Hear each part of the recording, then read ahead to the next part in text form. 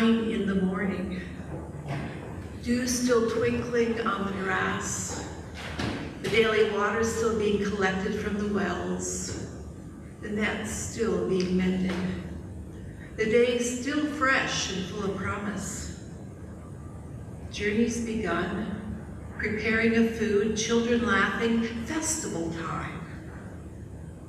In the temple, the rising of incense, the exchanging of money, the bleating of a lamb, the pleading of a wife, repeated washing of hands, recounting words said and unsaid.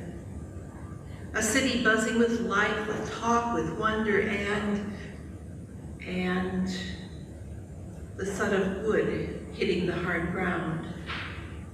A heavy hammer passing from hand to hand, iron tearing into flesh, into the tree of life, blood pooling on the ground, rich and red, shed for others.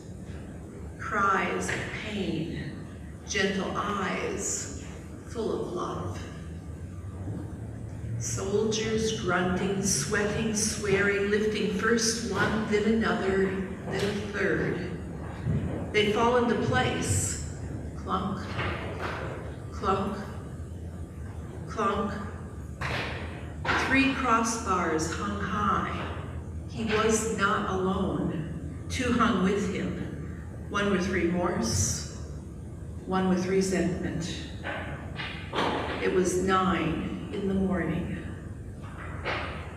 A gentle moan, the rough iron grinds on the ragged flesh as his weight hangs on the long nails. Hands which had brought healing, broken bread on hillside and upper room, feet which had walked along dusty roads and been washed with tears and costly ointment. Vibrations traveling through the wood, reverberating to bone and flesh. King of the Jews, each quiver charge. Some looked on in unbelief, in deepest sorrow, in passive silence, while others scoffed. Flesh and bone destroyed, not temple stones. Messiah? Pah.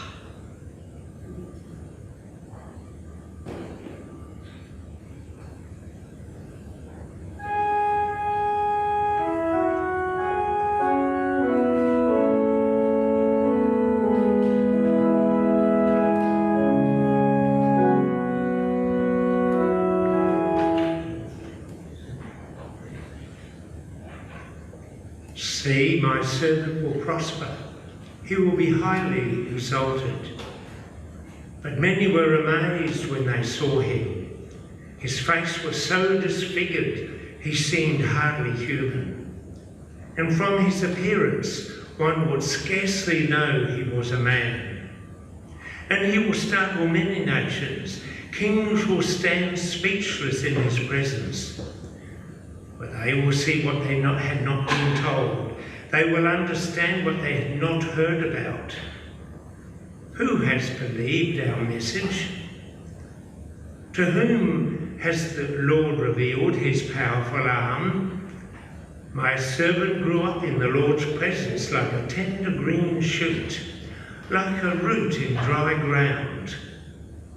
There was nothing beautiful or majestic about his appearance, nothing to attract us to him. He was despised and rejected, a man of sorrows, acquainted with deepest grief. We turned our backs on him and looked the other way. He was despised and we did not care. Yet it was our weaknesses he carried. It was our sorrows that weighed him down. And we thought his troubles were a punishment from God, a punishment for his own sins. But he was pierced for our rebellion, crushed for our sins. He was beaten so we could be whole. He was whipped so we could be healed. All of us, like sheep, have strayed away. We have left God's paths to follow our own.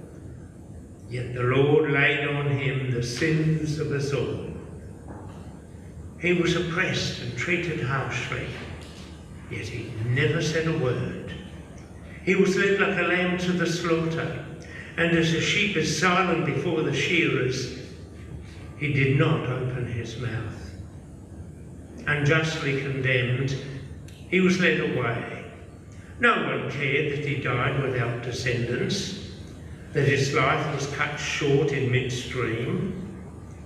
But he was struck down for the rebellion of my people. He had done no wrong and had never deceived anyone. But he was buried like a criminal.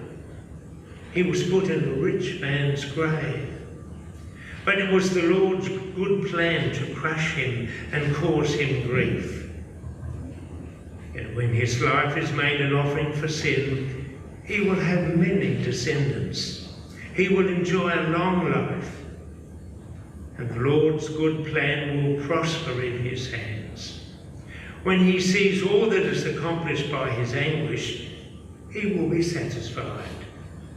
And because of his experience, my righteous servant will make it possible for many to be counted righteous, for he will bear all their sins. I will give him the honours of a victorious soldier, because he exposed himself to death. He was counted among the rebels. He bore the sins of many and interceded for rebels.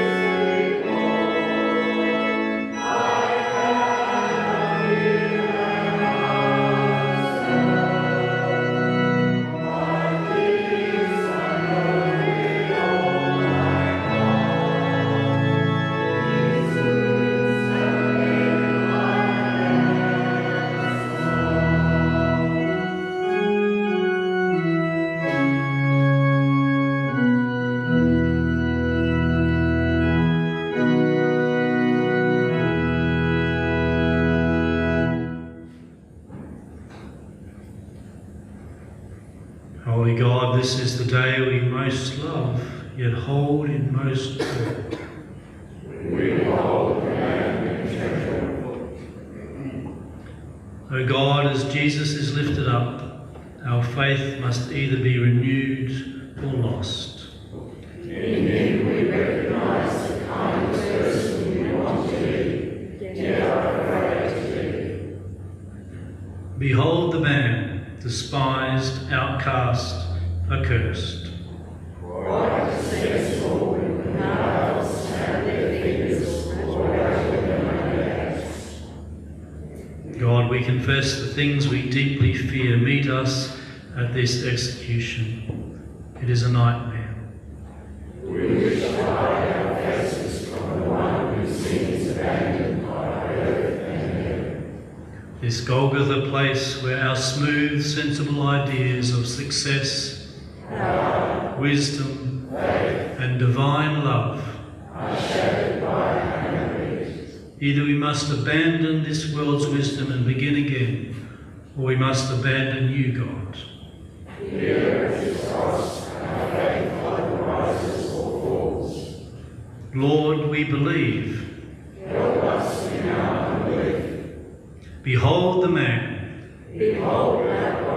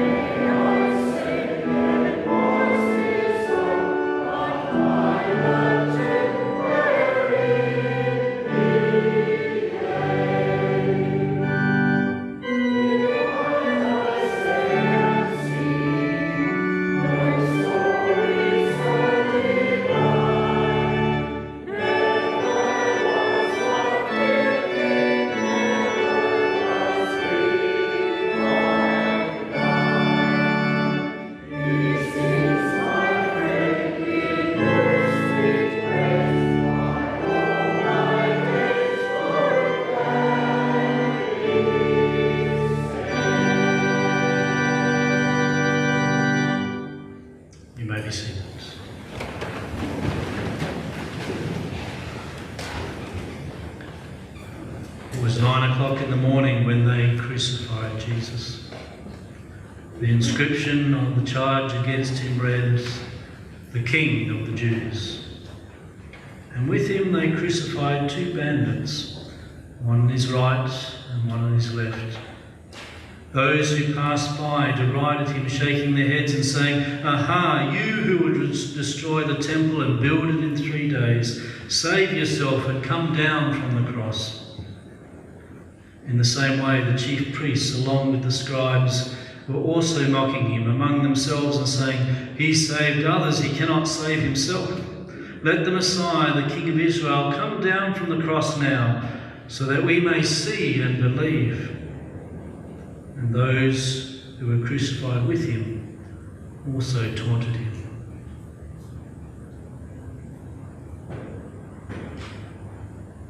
Gracious God, open our hearts to hear your word this morning, that we would know the truth of your word.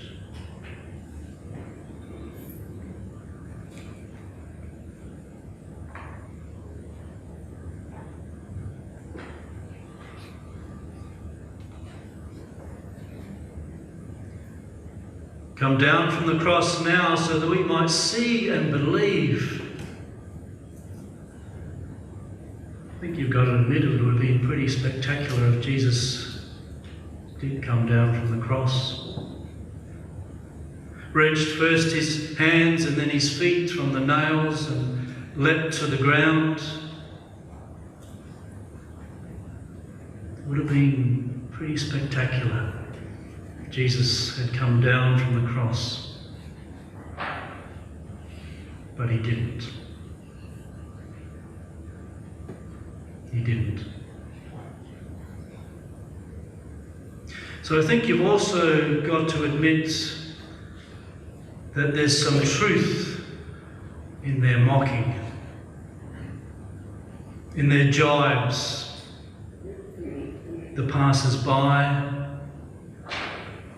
the priests, the scribes. A truth that strikes us not intellectually, but more at a gut level. A truth that makes us uneasy, uncomfortable. This was a good man up there. A kind man, a caring man, an innocent man. Even Pilate knew it. He should not have been up there. He didn't have to be up there. This was a man who commanded winds and waves. This was a man who had control over demons. This was a man of power. This was God's man. He was God, wasn't he? This was a man who could have come down from that cross, but didn't. So there's some truth to their mocking.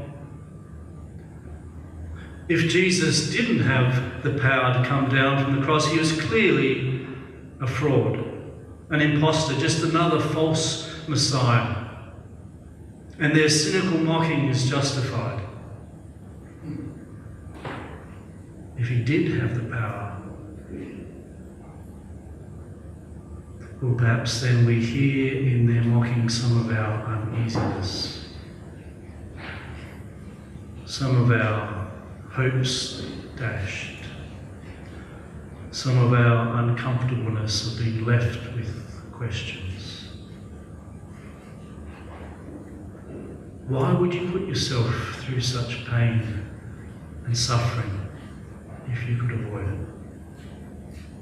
Especially if you've done nothing wrong. Especially if you still had so much to give. Especially if you were so young. Especially if so many people loved you and cared for you and depended on you and you didn't have to go through that It's just senseless and pointless. For of course, Jesus is not the only senseless and pointless and needless and innocent death in our world. We're surrounded by them. They wash over us. Nameless statistics. But when it's someone that you know, someone that you care about, someone that you love,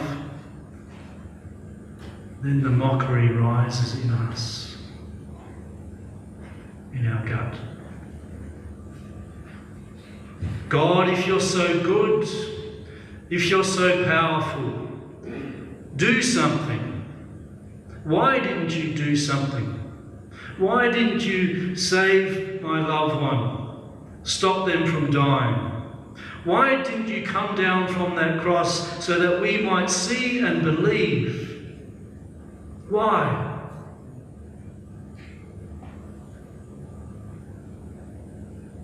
But despite the mocking, despite our questions, Jesus didn't come down. Perhaps he was waiting for his Father to act. Yes. Not my will, but your will be done, God. Jesus knew that God the Father had things under control, clearly. That God the Father would do something. That God the Father wouldn't just let Jesus die senselessly. Well, Jesus was human like us, of course. He had our hopes. He had our thoughts. He had our instincts, our questions. And yes, Jesus was human, which is why he cried out, my God, why have you forsaken me?" There, at that moment, Jesus is utterly alone. And surely there, at that moment, God would have acted. At that moment, surely God would do something. At that moment, surely God would be God. But as Jesus hangs on the cross, innocently, senselessly, pointlessly, God does nothing. God does nothing. That's the scandal of Good Friday. God does nothing. And not just the scandal of Good Friday, but the scandal of every senseless, pointless, innocent death. God does nothing.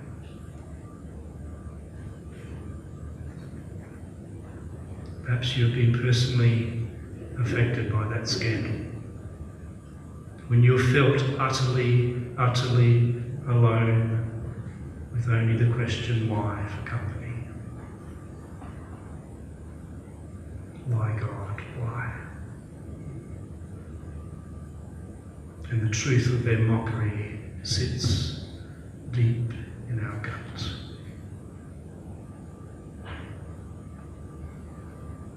There's no escaping the scandal on this Friday. You see, on Good Friday, Jesus didn't come down from the cross so that we might see and believe.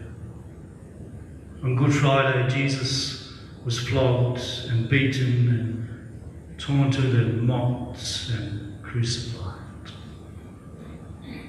There are no roses on the cross on Good Friday.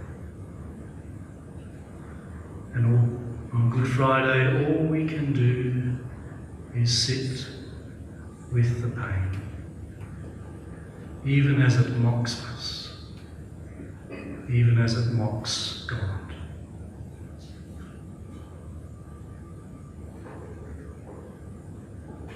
On Good Friday, Jesus died, forsaken even by God. curtain of the temple was torn in two, from top to bottom. The curtain of the temple guarded the Holy of Holies in the temple, the place where God resided. The curtain was a barrier, a necessary barrier between a holy God and an unholy people. But now, as Jesus breathes his last, that barrier is torn in two. The barrier falls, and it's like heaven being torn apart, torn open. It's like the sacred and the common are suddenly no longer apart. The Holy of Holies is open for anyone to see into. And as the curtain is torn, anyone can see that God is not there. God is not in the temple. God is not in the temple because God is on the cross, doing nothing except die. Why, God, why? There are no answers to our questions on Good Friday.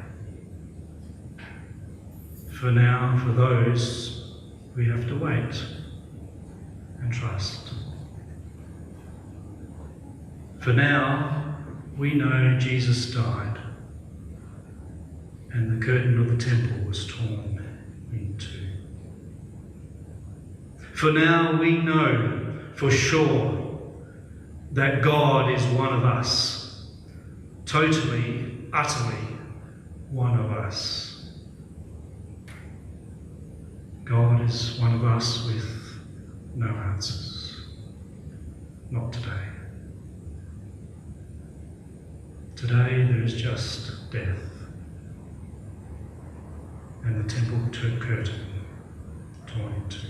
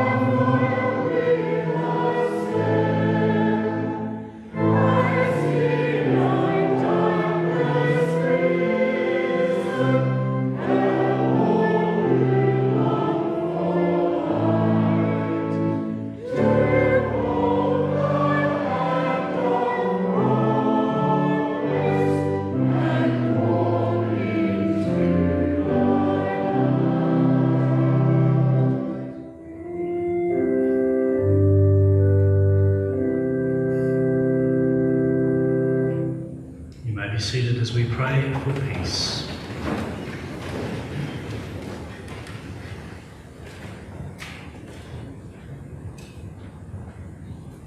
Remember, O Lord, the people of this world divided into many nations, religions, cultures and tongues. Deliver us from every evil that stands in the way of your saving purpose. From the curse of war and the human sin that causes war. Lord, deliver us. From pride that turns its back on you, and from unbelief that will not bow to you. Lord, deliver us. From national vanity that poses as patriotism, and from loud-mouthed boasting and blind self-worship that admit no guilt. Lord, deliver us. From self-righteousness that will not compromise, and from selfishness that glories in the oppression of others. Lord, deliver us. From the lust for property or power that drives humanity to hurt and kill. Lord, deliver us. From trusting in the weapons of war and mistrusting the counsels of peace. Lord, deliver us. From hearing, believing and speaking lies about other nations and other religions. Lord, deliver us. From groundless suspicions and fears that stand in the way of reconciliation. Lord, deliver us. From words and deeds that encourage discord, prejudice and hatred. From everything that prevents the human family from fulfilling your promise of peace. Lord, deliver us. O Lord, hear our prayers along with the prayer Jesus taught his disciples to pray, saying, Our Father in heaven, hallowed be your name. Your kingdom come, your will be done on earth as in heaven. Give us today our daily bread. Forgive us our sins, as we forgive those who sin against us. Lead us not to temptation, but deliver us from evil. For the kingdom, the power, and the glory are yours, now and forever. Amen.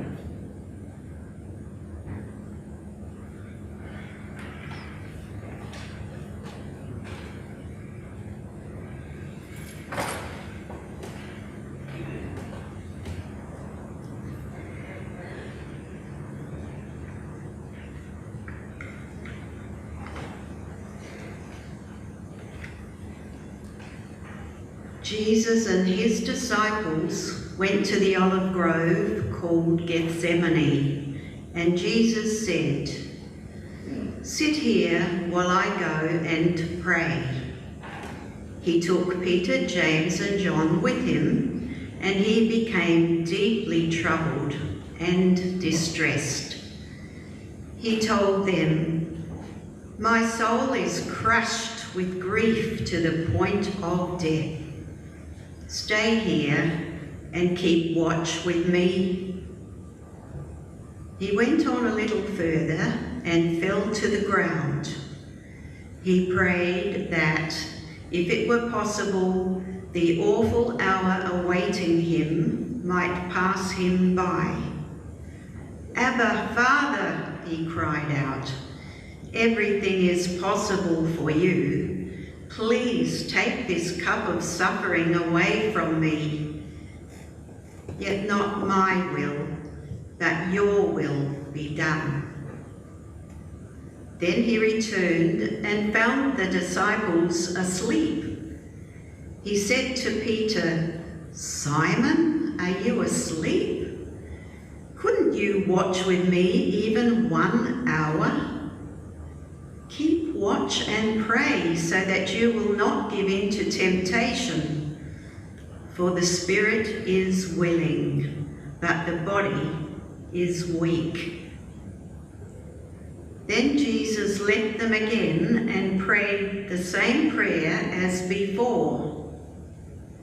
When he returned to them again, he found them sleeping, for they couldn't keep their eyes open.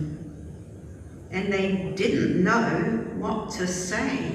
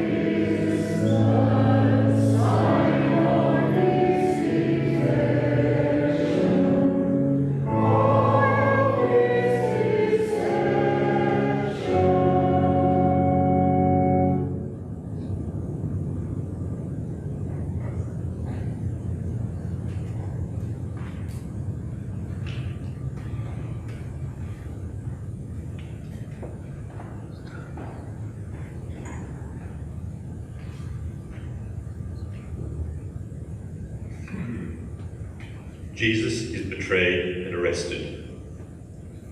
Judas, one of the 12 disciples, arrived with a crowd of men, armed with swords and clubs. They had been sent by the leading priests, the teachers of religious law, and the elders. The traitor Judas had given them a prearranged signal. You will know which one to arrest, and when I greet him with a kiss, then you can take him away under guard. As soon as they arrived, Judas walked up to Jesus. Rabbi, he exclaimed, and gave him the kiss. Then the others grabbed Jesus and arrested him. But one of the men with Jesus pulled out his sword and struck the high priest's slave, slashing off his ear. Jesus asked them, "Am I some dangerous revolutionary that you come with swords and clubs to arrest me? Why didn't you arrest me in the temple? I was there among you teaching every day. But these things are happening to fulfill what the scriptures say about me." Then all his disciples deserted him and ran away.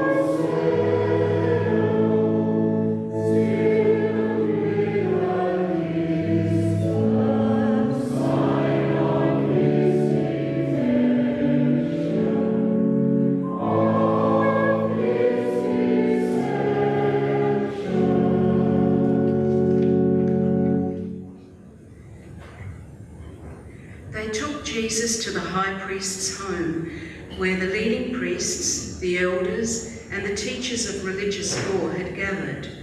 Meanwhile, Peter followed him at a distance and went right into the high priest's courtyard.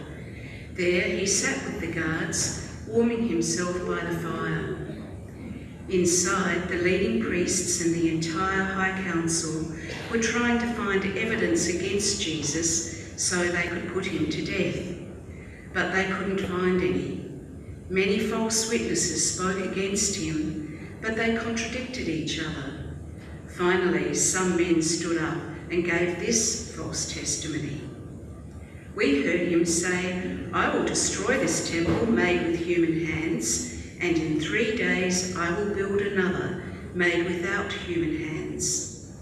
But even then they didn't get their stories straight. Then the high priest stood up before the others and asked Jesus, "Well, aren't you going to answer these charges? What do you have to say for yourself?" But Jesus was silent and made no reply. And then the high priest asked him, "Are you the Messiah, the Son of the Blessed One? Jesus said, I am, and you will see the Son of Man seated in the place of power at God's right hand and coming on the clouds of heaven. Then the high priest tore his clothing to show his horror and said, Why do we need other witnesses? You have all heard this blasphemy. What is your verdict? Guilty, they all cried. He deserves to die.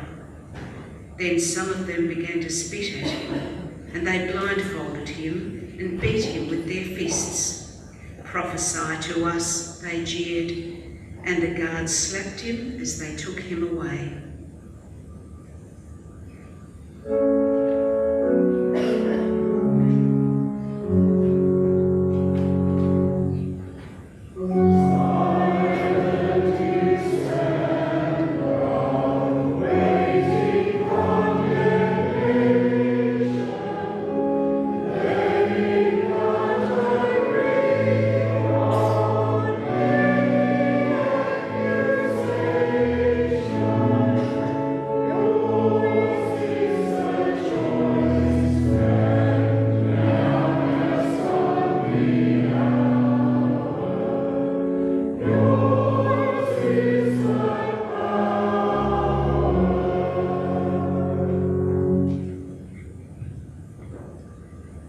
Meanwhile, Peter was in the courtyard below. One of the servant girls who worked for the priest came by and noticed Peter warming himself at the fire.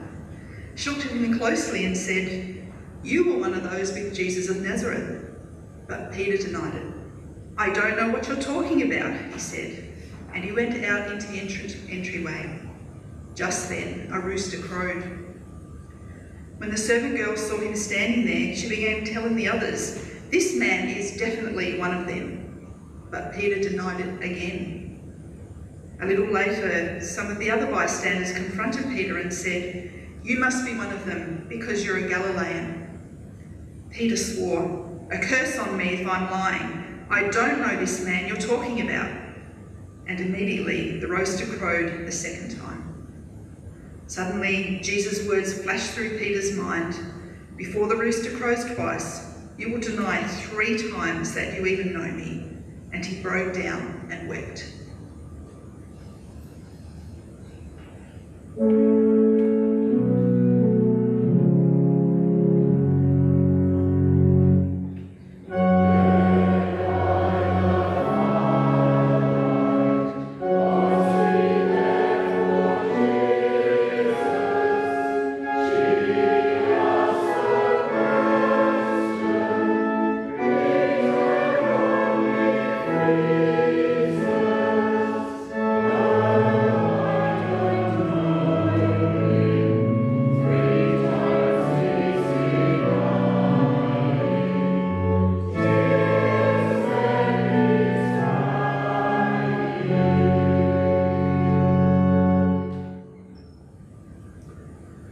Very early in the morning, the leading priests, the elders, and the teachers of religious law, the entire high council, met to discuss their next step.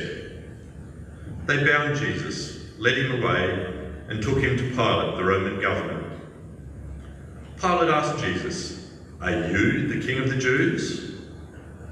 Jesus replied, You have said it. Then the leading priests kept accusing him of many crimes, and Pilate asked him, Aren't you going to answer them? What about all these charges they are bringing against you? But Jesus said nothing, much to Pilate's surprise. Now, it was the governor's custom each year during the Passover celebration to release one prisoner, anyone the people requested. One of the prisoners at that time was Barabbas, a revolutionary who had committed murder in an uprising. The crowd went to Pilate and asked him to release the prisoner as usual. Would you like me to release to you this king of the Jews? Pilate asked, for he realised by now that the leading priests had arrested Jesus out of envy. But at this point, the leading priests stirred up the crowd to demand the release of Barabbas instead of Jesus. Pilate asked them, "Then what should I do with this man you call the King of the Jews?" They shouted back, "Crucify him!" "Why?" Pilate demanded. "What crime has he committed?" But the mob roared even louder, "Crucify him!" So to pacify the crowd, Pilate released Barabbas to them. He ordered Jesus flogged with a lead-tipped whip, then turned him over to the Roman soldiers to be crucified.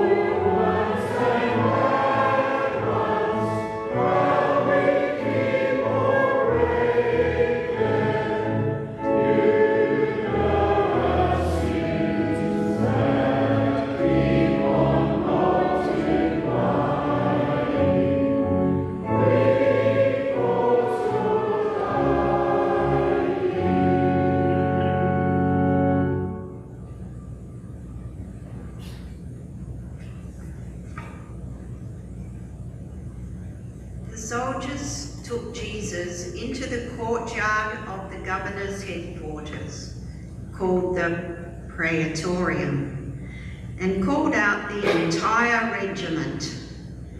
They dressed him in a purple robe, and they wove thorn branches into a crown and put it on his head.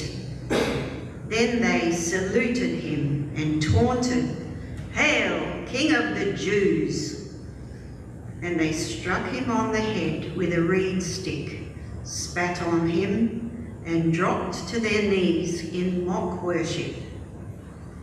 When they were finally tired of mocking him, they took off the purple robe and put his own clothes on him again. Then they led him away to be crucified. A passerby named Simon, who was from Cyrene, was coming in from the countryside just then, and the soldiers forced him to carry Jesus' cross. Simon was the father of Alexander and Rufus. And they brought Jesus to a place called Golgotha, which means place of the skull. They offered him wine drugged with myrrh, but he refused it. Then the soldiers nailed him to the cross. They divided his clothes, and they threw dice to decide who would get each piece.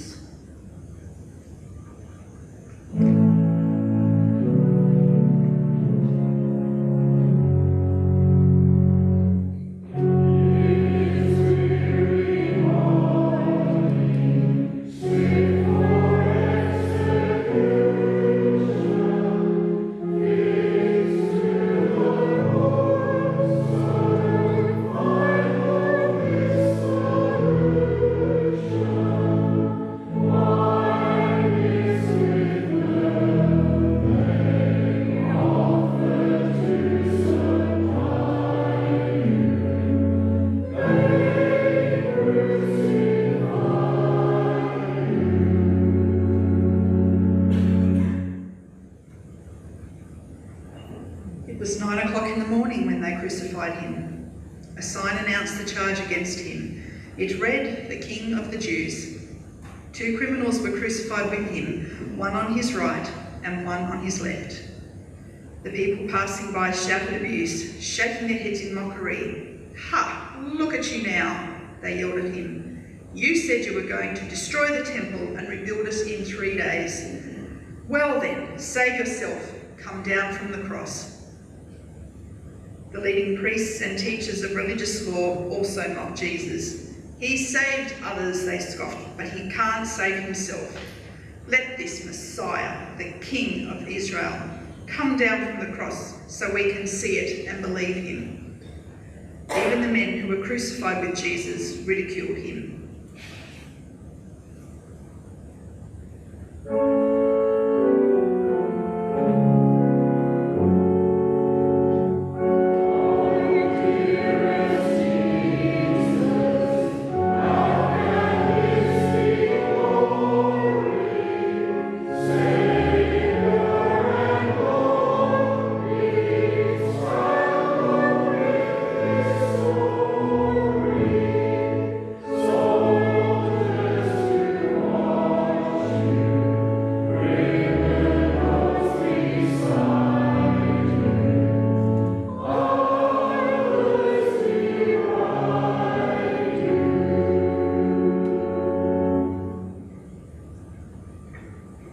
At noon, darkness fell across the whole land until 3 o'clock. Then at 3 o'clock, Jesus called out with a loud voice, "Eloi, Eloi, lema sabachthani," which means, my God, why have you abandoned me?" Some of the bystanders misunderstood and thought he was calling for the prophet Elijah. One of them ran and filled a sponge with sour wine, holding it up to him on a reed stick so that he could drink. "Wait," he said, "let's see whether Elijah comes to take him down." Then Jesus uttered another loud cry and breathed his last. And the curtain in the sanctuary of the temple was torn in two from top to bottom.